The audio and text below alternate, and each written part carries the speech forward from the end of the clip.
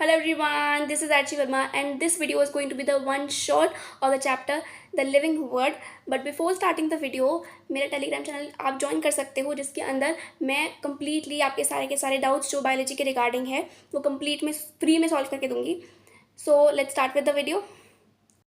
पहले बात करते हैं सबसे ज़्यादा इंपॉर्टेंट चीज़ों के बारे में. इस चैप्टर में सबसे ज़्यादा इंपॉर्टेंट है वो टेबल जिसमें कि हम पढ़ते हैं about the classification of humans, house fly और मैंगो और वीट. पूरा कंप्लीटली क्लासिफिकेशन की वो कौन सी फैमिली से बिलोंग करता है, कौन सा ऑर्डर है एंड सो ऑन जो टेबल में दे रखा है एनसीईआरटी के अंदर, वो टेबल आपको कंप्लीटली पूरे अच्छी तरह से याद होनी चाहिए.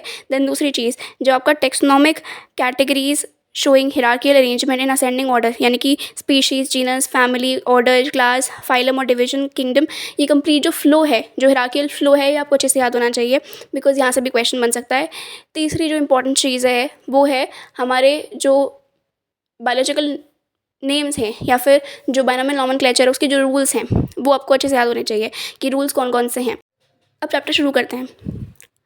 हमें पता है कि हमारी इतनी बड़ी अर्थ के ऊपर बहुत सारी लाखों स्पीशीज़ हैं. एनसीईआरटी के अकॉर्डिंग हमारा जो डेटा दे रखा है वो है 1.7 से 1.8 मिलियन स्पीशीज़ रजिस्टर्ड हैं हमारी अर्थ पर. अभी करेंटली एनसीईआरटी के अकॉर्डिंग 1.7 से 1.8 स्पीशीज़ रजिस्टर्ड हैं. लेकिन जैसे जैसे हम नया नया एरिया एक्सप्लोर कर रहे हैं वैसे वैसे नई नई स्पीशीज़ आइडेंटिफाई हो रही हैं और इतनी सारी जो स्पीशीज़ हैं हमारी अर्थ के ऊपर, इसकी वजह से हमारी जो बायोडाइवर्सिटी है वो अच्छी खासी है. ओके, अब इतनी सारी स्पीशीज़ हैं, इनको अलग अलग कंट्रीज़ के अंदर अलग अलग लोकल लैंग्वेजेस में बहुत अलग अलग नाम से बुलाते हैं. और कन्फ्यूजन को हटाने के लिए ही हमारे सामने कॉन्सेप्ट आता है बायनोमियल नॉमेनक्लेचर का, जिसमें हम दो एलिमेंट्स या फिर दो कंपोनेंट्स का यूज़ करते हैं. एक जेनरिक नेम, एक स्पेसिफिक एपिथेट का नेम, और इसके साथ में हम बनाते हैं बायनोमियल नेम. और ये जो कॉन्सेप्ट है बायनोमियल नॉमेनक्लेचर का वो सबसे पहले दिया था कार्लस लिनियस ने.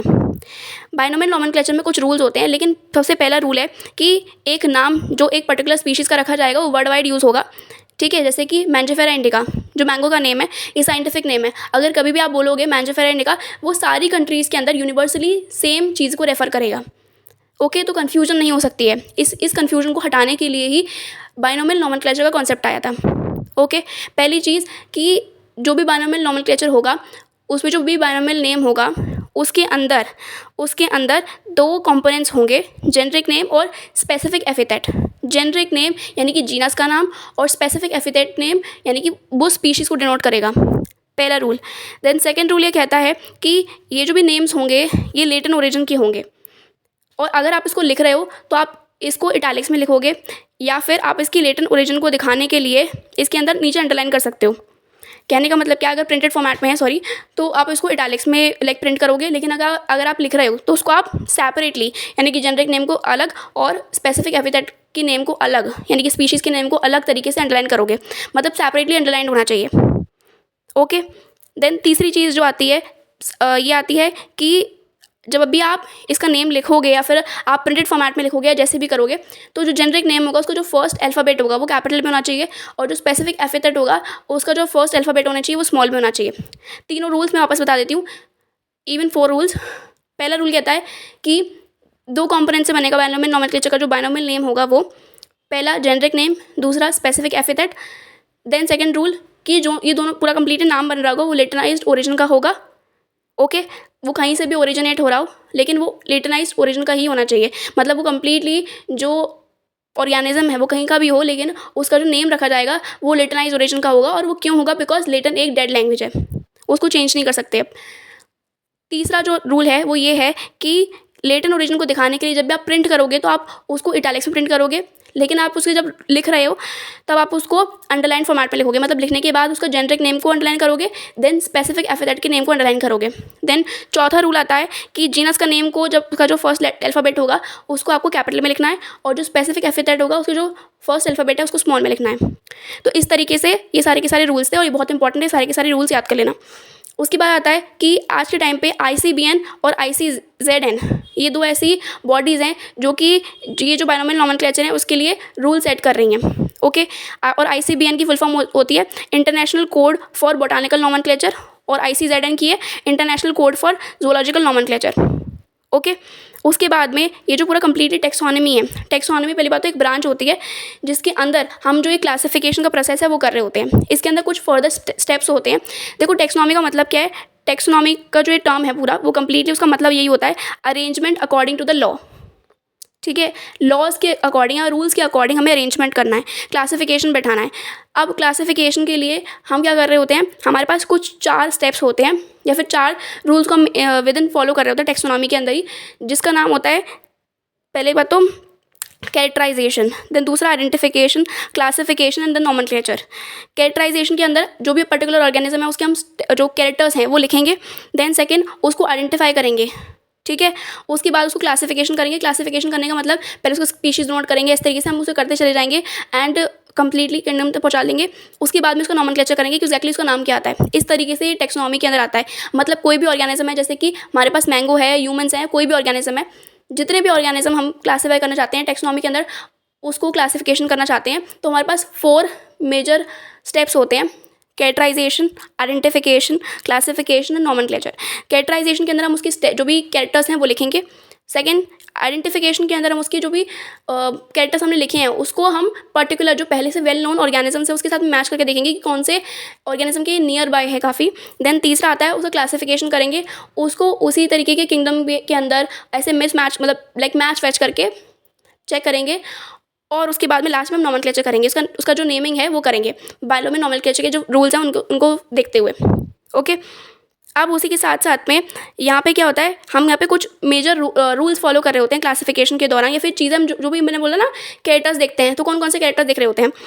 हम क्या कर रहे होते हैं, हम इसके एक्सटर्नल और इंटरनल स्ट्रक्चर को, जो उसका सेल स्ट्रक्चर है, उसका जो डेवलपमेंट पैटर्न है और जो इकोलॉजिकल इन्फॉर्मेशन है उसका यूटिलाइजेशन करते हैं, उसका कैरेक्टराइजेशन करते हैं। और फिर मतलब बेसिकली यही चीज़ हम कैरेक्टराइजेशन के लिए यूज़ कर रहे होते हैं। जैसे मैंने बताया ना कि कैरेक्टराइजेशन, आइडेंटिफिकेशन, क्लासिफिकेशन, नॉमेनक्लेचर हम ये सब करते हैं। उसके बाद ही हम टेक्सोनॉमिक हिरार्की में या फिर उसको क्लासिफिकेशन एक्जैक्टली कर सकते हैं, अरेंजमेंट कर सकते हैं अकॉर्डिंग टू द लॉज। तो मतलब क्या है कहने का, जो कैरेक्टराइजेशन में हम जो कैरेक्टर्स का यूज़ कर रहे होते हैं ना, वो हमारे एक्सटर्नल और इंटरनल स्ट्रक्चर के बेसिस पे, सेल स्ट्रक्चर के बेसिस पे और डेवलपमेंट का जो पूरा पैटर्न है उसका वो, और इकोलॉजिकल इन्फॉर्मेशन को यूज़ करते हुए हम उसकी कैरेक्टर्स देखते हैं। उसके बाद हमारे पास एक ब्रांच आती है बायोलॉजी की, सिस्टमैटिक्स, जो कि क्लासिफिकेशन के अंदर बहुत ही ज़्यादा इंपॉर्टेंट रोल प्ले करती है। जैसे टेक्सोनॉमी में हम लोग सिर्फ और सिर्फ कुछ कैरेक्टर्स को देख के पढ़ाई कर रहे थे, या फिर हम उसके अंदर कैरेक्टराइजेशन करते थे, फिर आइडेंटिफिकेशन करते थे, फिर क्लासिफिकेशन करते थे, फिर नॉमेनक्लेचर करते थे। इस तरीके से हम कुछ स्टेप्स को फॉलो करते थे ताकि हम कंप्लीटली जो टेक्सोनॉमिक कैटेगरीज हैं उसके अंदर चीज़ों को प्लेस कर पाएँ, मतलब ऑर्गेनिज्म का जो भी पूरा क्लासिफिकेशन है वो कर पाएँ। क्लासिफिकेशन का मतलब क्या है, अरेंजमेंट कर पाएँ हिरार्की के अंदर। हिरार्की यानी कि बेसिकली कहने का मतलब क्या है, टेक्सोनॉमी का सिर्फ और सिर्फ इतना सा मतलब होता है कि हम कुछ लॉज को फॉलो करते हुए, कुछ रूल्स को फॉलो करते हुए, जिसमें कि हम लोग mainly characterisation, identification, classification, nomenclature, इन सब चीज़ों को फॉलो करते हुए जो स्पीशीज़ है उसकी वो फाइंड कर सकते हैं हम। मतलब कंप्लीटली जो पूरी कैटेगरीज होती है ना, टेक्सोनॉमिक कैटेगरीज में, उसकी वो फाइंड कर सकते हैं कि वो कौन से, उसका जो टेक्स्ट है वो एक्जैक्टली क्या है, इस तरीके से उसकी फैमिली क्या है, उसका ऑर्डर क्या है, इस तरीके से हम चीज़ें पर्टिकुलरली एक ऑर्गेनिज्म के लिए पता कर सकें, उसका पूरा कंप्लीटली जो हिरार्कियल और अरेंजमेंट है वो पता कर सकें और बता सकें। ओके, अब उसी तरीके से एक बायोलॉजी की ब्रांच और आती है सिस्टमैटिक्स, जिसके अंदर हम टेक्सोनॉमी तो पढ़ ही रहे हैं, यानी कि जो हम कैरेक्टराइजेशन, आइडेंटिफिकेशन, क्लासिफिकेशन, नॉमेनक्लेचर, ये सारी चीज़ तो हम अच्छे से जान ही सकते हैं। साथ ही साथ में हम फाइलोजेनी, यानी कि जो उसकी इवोल्यूशनरी हिस्ट्री है, उसके एंसेस्टर कौन थे, इस वाली इन्फॉर्मेशन को भी इन्वॉल्व करते हुए बेटर तरीके से क्लासिफिकेशन कर सकते हैं।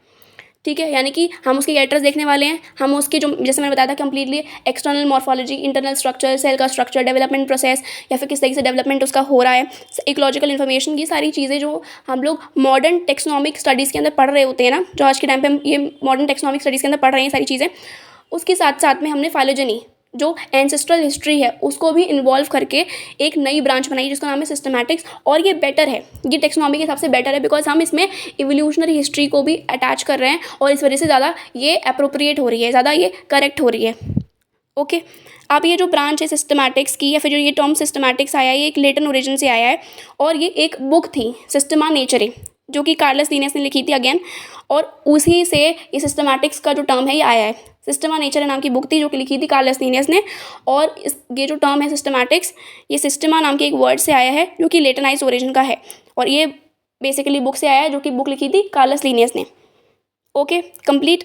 अब हम बात करते हैं ये जो टेक्सोनॉमिक कैटेगरीज हैं ये होती क्या है। ठीक है, तो जैसे मैंने बताया, टेक्सोनॉमिक कैटेगरीज वही होती हैं जैसे कि हमने पूरा हिरार्की देखी, ठीक है, कि स्पीशीज़ आती है, स्पीशीज़ के बाद मतलब स्पीशीज़ बहुत सारी स्पीशीज़ का ग्रुप बन करके हम जीनस बनाते हैं। जीनस के ऊपर फिर हमारे पास फैमिली आती है, फैमिली के ऊपर फिर ऑर्डर आता है, ऑर्डर के ऊपर क्लास आती है, एंड क्लास के ऊपर फिर फाइलम आता है, फिर डिवीजन होता है, फिर उसके बाद ऊपर किंगडम आता है। तो उनके अंदर जो हम चीज़ें प्लेस कर रहे हैं, है ना, उसको हम टेक्सोनॉमिक कैटेगरीज बोलते हैं बेसिकली।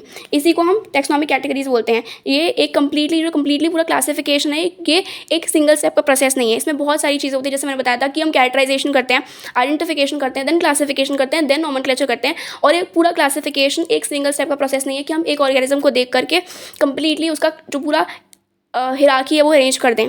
ठीक है, तो ये हर एक जो स्टेप है, यानी कि स्पीशीज़ का लेवल और ऑर्डर का लेवल, या हर एक जो लेवल है हिरार्की के अंदर, जो हर एक लेवल है, स्पीशीज़, जीनस, फिर फैमिली, फिर उसके ऊपर ऑर्डर, क्लास, एंड ये सो एंड सो ऑन, जो भी पर्टिकुलर लेवल्स हैं, हिरार्कियल लेवल्स हैं, इनको ही हम टेक्सोनॉमिक कैटेगरीज बोलते हैं। या आप इसको रैंक भी बोल सकते हो और आप उसको टेक्सा भी बोल सकते हो।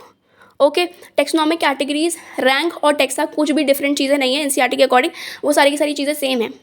ठीक है, और ये जो पर्टिकुलर लेवल जो हम लोग ले रहे हैं, टेक्सोनॉमिक कैटेगरीज या रैंक या फिर टेक्सा, ये मेयर मॉर्फोलॉजिकल एग्रीगेट्स नहीं है। ये सिर्फ और सिर्फ हम लोग मॉर्फोलॉजी के बेसिस पे चीज़ें अरेंज नहीं कर रहे हैं। इसके अंदर लाइक जीते जागते इंसान, या फिर मतलब इंसान तो नहीं, लेकिन जीते जागते ऑर्गेनिजम्स इसके अंदर हैं, चाहे वो प्लांट हो, चाहे वो कोई भी पर्टिकुलर माइक्रो ऑर्गेनिज्म हो, या कुछ भी हो। हम जो भी पर्टिकुलर ऑर्गेनिज्म का क्लासिफिकेशन कर रहे हैं इनके अकॉर्डिंग टेक्सोनॉमिक कैटेगरीज के अंदर, रैंक के अंदर, टेक्सा के अंदर, वो मॉर्फोलॉजिकल एग्रीगेट्स नहीं है, उसके अंदर लिविंग ऑर्गेनिजम्स हैं। ओके, अब हम नेक्स्ट बात करते हैं स्पीशीज़ के बारे में। बहुत सारी स्पीशीज़ नियरली जो कि काफ़ी हद तक सिमिलर सी स्पीशीज़ हैं, वो मिलकर के जीनस का फॉर्मेशन करती हैं। नियरली जीनस मिलकर के आगे जाके फैमिली का फॉर्मेशन करते हैं। फैमिली जो बहुत ज़्यादा पास की फैमिली हैं, वो मिलकर के हमारे जो ऑर्डर है उसका फॉर्मेशन करती है, एंड बहुत सारे ऑर्डर मिलकर के इसी तरीके से क्लास का फॉर्मेशन करते हैं, और क्लास मिलकर के हमारे फाइलम या फिर डिवीजन का फॉर्मेशन करती है, और वो मिलकर के किंगडम का फॉर्मेशन करते हैं। अब बात करते हैं प्लांट्स की, इसमें कि हमारा जो सोलेनम ट्यूबरोसम है, सोलेनम मेलनजेना है, सोलेनम निगरम है, ये सारे के सारे मिलकर के एक जीनस का फॉर्मेशन करते हैं जिसका नाम है सोलेनम। ठीक है, और अलग अलग यानी कि एनिमल्स के बारे में बात करते हैं, तो हमारे पास जो पैंथेरा पार्डस है, पैंथेरा टिग्रिस है, और पैंथेरा लियो है, ये सारे के सारे मिलकर के हमारी जीनस का फॉर्मेशन करते हैं जिसका नाम है पैंथेरा। अगर आप देखोगे तो यहाँ पे जो ट्यूबरोसम है, मेलनजेना है और निगरम है, ये सारी की सारी जो हैं ये स्पीशीज़ हैं। उसी तरीके से आप एनिमल में देखोगे तो लियो, पार्डस और टिग्रिस, ये तीनों की तीनों जो हैं वो स्पीशीज़ हैं। लेकिन जो पैंथेरा आ रहा है, या फिर प्लांट्स के केस के अंदर जो सोलेनम आ रहा है, वो जीनस को लाइक डिनोट कर रहा है। ठीक है, उसके साथ ही साथ में अगर हम बात करते हैं प्लांट्स के लिए, जब नेक्स्ट में हम फैमिली में जाते हैं, तो अब बात आती है जो सोलेनम फैमिली है, सोलेनम जीनस है। ठीक है, सोलेनम जीनस जो है वो पिटूनिया जीनस को और धतूरा जीनस के साथ में मिल करके सोलेनेसी फैमिली का फॉर्मेशन करता है। ठीक, सेकेंड चीज़ आती है जो पैंथेरा जीनस है, और जो फैलिस जीनस है जिसके अंदर कैट्स आती हैं। पैंथेरा के अंदर ना जो बिग कैट्स होती हैं, जैसे कि लायन हो गया, पैंथर हो गया, टाइगर हो गया, ये सारी आती हैं। उसके बाद में जो ये फैलिस वाली जीनस थी और जो पैंथेरा वाला जीनस था, इन लोगों ने मिलकर के जो हमारी फेलिडे फैमिली है उसका फॉर्मेशन किया है। ठीक है, अब बात करते हैं हमारे ऑर्डर के बारे में। ठीक है, अगर आप बात करते हो प्लांट्स के केस के हिसाब से, तो हमारे ऑर्डर जो हमारी सोलेनेसी फैमिली थी और कन्वल्वेसी फैमिली थी, इन लोगों ने मिलकर के हमारी जो पॉलीमिनियल्स नाम का ऑर्डर है उसका फॉर्मेशन किया है। ठीक, और उसी के साथ जब आप एनिमल के केस के लिए देखोगे तो आपको देखने को मिलेगा कि जो हमारी फेलिडे फैमिली थी, जिसके अंदर हमने पैंथेरा वाले जीनस को इन्वॉल्व किया था, और हमारा जो फेलिस वाला जीनस था वो इन्वॉल्व हुआ था वो फैमिली बनाने के लिए, तो वही फेलिडे वाली फैमिली और कैनिडे वाला यानी कि डॉग वाली फैमिली होती है कैनिडे, वो दोनों मिलकर के आगे जा कर के कार्निवोरा नाम के ऑर्डर को फॉर्मेशन कर रही है। ठीक है, अब बात करते हैं क्लास के लिए हमारे पास, जैसे हम एनिमल का केस देखते हैं, तो हमारे पास जो कार्निवोरा निकल के आया अभी तक, जो कि फेलिडे और कैनिडे दोनों से मिलकर बनाए कार्निवोरा, और जो हमारे प्राइमेट्स हैं जिसमें कि हम लोग भी आते हैं। ठीक है, तो हम लोग जो प्राइमेट्स में आते हैं, और जो कार्निवोरा नाम का जो ऑर्डर है, order Carnivora and order primates, ये दोनों मिलकर के मैमिलिया नाम की क्लास का फॉर्मेशन करते हैं। अब हम बात करते हैं फाइलम के बारे में, तो जो हमारी क्लास पाइसेस है, क्लास एम्फीबिया है, क्लास रेप्टिलिया मतलब क्लास एव्स है, और क्लास मेमेलिया है, ये सारी की सारी along with that urochordata and Cephalochordata, ये सारी की सारी मिलकर के आगे जाकर के हमारे जो फाइलम कॉर्डेटा है उसका फॉर्मेशन करती है।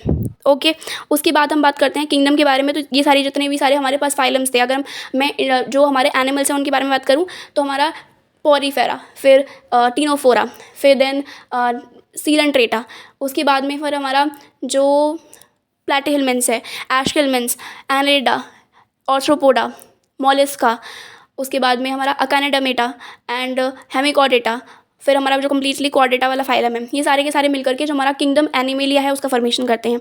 इस तरीके से आपको समझना होता है। अब आपकी आती है लास्ट फाइनल टेबल में अगर हम बात करते हैं मैन के लिए, यानी कि अगर हमारा जो साइंटिफिक नेम है या फिर हमारा जो बायनोमियल नोमेनक्लेचर के हिसाब से बायनोमियल नेम है, बायोलॉजिकल नेम जो हमारा है वो होता है होमो सैपियंस, जीनस हमारा होमो होता है, फैमिली हमारी होमोनिडे है, एंड ऑर्डर हमारा प्राइमेटा है, क्लास हमारा मैमिलिया है, फाइलम हमारा, या हम लोग तो फाइलम के बारे में बात करते हैं, प्लांट्स के अंदर डिवीजन चलता है, एनिमल्स के अंदर फाइलम चलता है, तो हमारा जो फाइलम है वो कॉर्डेटा है। नेक्स्ट आता है हमारा हाउस फ्लाई। हाउस फ्लाई बहुत ज़्यादा इंपॉर्टेंट है, आपको हाउस फ्लाई को तो कंप्लीटली याद करना है, मतलब बहुत ही ज़्यादा हाई प्रोबेबिलिटी है कि इस पूरे टेबल में से भी हाउस फ्लाई का ज़्यादातर आए, ठीक है। तो आपको अच्छे से याद रखना है कि जो बायोलॉजिकल नेम है हाउस फ्लाई का वो मोस्का डोमेस्टिका है, जीनस है मुस्का, एंड फैमिली है मुस्किडे, एंड ऑर्डर है डिप्टेरा, क्लास है इंसेक्टा, फाइलम है ऑर्थ्रोपोडा। नेक्स्ट मैंगो के लिए Mangifera indica, Mangifera, Anacardiaceae, Sapindales, dicotyledonae and angiospermae. Next wheat के लिए Triticum aestivum, Triticum, Poaceae, Poales, monocotyledonae and angiosperm, ठीक है। अगर आपको थोड़ा बहुत याद करने का तो मैं एक ट्रिक दे सकती हूँ। हमें ना बहुत ज़्यादा कन्फ्यूजन होती है, देखो मैन और हाउस फ्लाई का इजीली याद हो जाता है फिर भी, लेकिन यहाँ पे मैंगो का और वीट का थोड़ा प्रॉब्लमेटिक लगता है। तो आप ऐसे याद रख लो थोड़ा सा वीट के लिए कि वीट ना लाइक पोहा जैसा ही है थोड़ा सा, ठीक है, पोहे जैसा ही है, थोड़ा सा इमेजिन कर लेते हैं, ठीक है। तो पोएसी से ऐसे करके याद रख सकते हो कि वीट और पोहा जैसे जैसे मैचिंग है, तो पोएसी और पोएल्स, इस वजह से ये जो आएगा कंप्लीटली चीज़ वो वीट के अंदर आएगी, ठीक है। और अब एक और चीज़ मैं थोड़ा सा ट्रिक दे सकती हूँ कि मैंगो और हमारा जो अनार होता है पोमेग्रेनेट, ये दोनों के दोनों फ्रूट्स की कैटेगरी में आते हैं, ठीक है। तो जो एनाकार्डियेसी फैमिली है, एनाकार्डियेसी फैमिली वो हमारे इस वजह से मैंगो में आएगी। इस तरीके से याद करने की ट्रिक दे दी है मैंने, ठीक है। So this was all about this video, thank you.